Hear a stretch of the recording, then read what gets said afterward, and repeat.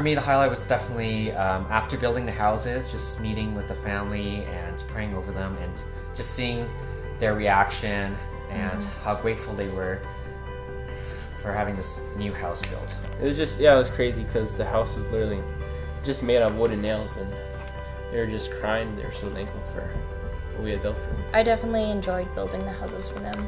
They're so thankful for such little things, like their house was as big as one of our rooms. So it's like they can make do with so little, and yet they're so happy for it. Definitely one of my highlights was today we went to Zapote and we visited families and stuff and we prayed for them. And it was really cool to see like the reactions. They were super emotional, and you usually like don't see people that emotional when you pray, and it was like it was really interesting to see like they were super open to us and they openly shared, and it was like just crazy how they accepted us like that, and they just were just willing to talk about it and pray with us, and it was really cool to see that. The house visits were by far the most impactful in terms of the actual activities that we did. You know, going into their homes and just seeing the way that they live and how little they have compared to us, and yet how joyful they are.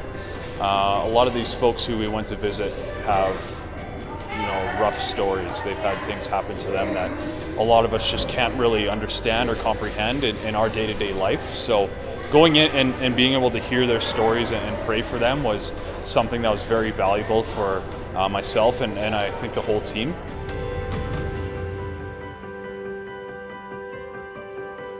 One of the highlights for me was just developing meaningful relationships with the Guatemalan people. They are such an open, friendly, and welcoming people group. It made it easy to work alongside them, with the leaders for Hungry for Life, as well as helping the people that are part of the community. I was asked to tell the most exciting part of this trip for me. I guess that would probably be when I was allowed to go visit their youth group. As soon as we walked in the door, one of the young men, Diego, he came up, he just gave us all a hug. He was just so friendly and so welcoming. And then as we progressed through the night, everyone was just giving each other hugs to everyone they met. So I guess the biggest part that I would take away from this trip would be the friendliness of the people, and that I would wish to go home and to show more of that kind of joy to the others around me. One highlight on this trip was having my eyes open to some people, how they have so little but yet can be so happy. And it's made me realize that it's not what you have, but who you have in your life. I was really touched by this family in Magdalena. We built them a home, and this lady, her name was Susanna, was so appreciative. There were 17 people living in one dwelling, and we built them a home, and she was just, can never say enough thank yous, and it just breaks our heart.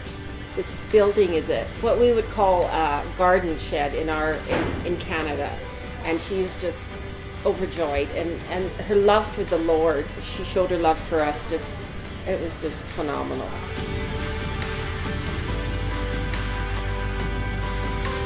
The way they pray, right? Yeah. Today we went into people's houses today, and so we prayed with them, and just the way they pray is like, well, it's not something that